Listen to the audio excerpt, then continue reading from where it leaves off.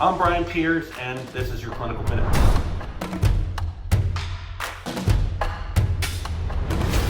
So every talk about low back pain seems to start with a statistic about how many of us are suffering from back pain and seems to end with some commentary about how important patient education is.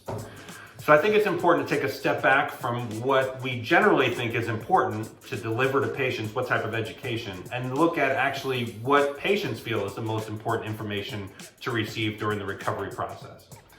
So there was a study recently that looked at all the information that's out there, all the reports, all the research, and boiled it down to 7 things that patients are looking for information on when it comes to low back pain recovery. Number 1 is general information. How does the back work and what's going on with my back? Number 2 is a diagnosis. What exactly is my diagnosis, and do we need some imaging to confirm that? Number 3, prognosis. How long is it going to take to get me better? Number 4 is the plan.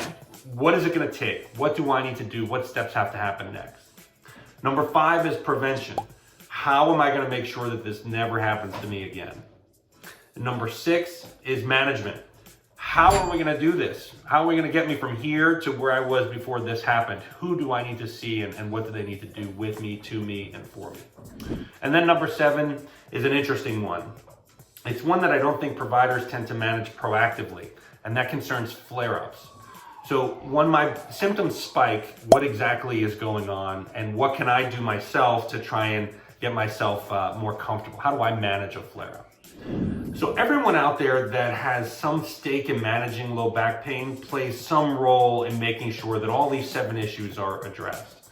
So if we're all helping to fill in these knowledge gaps, we should collectively be able to cover all 7 of these issues without a problem.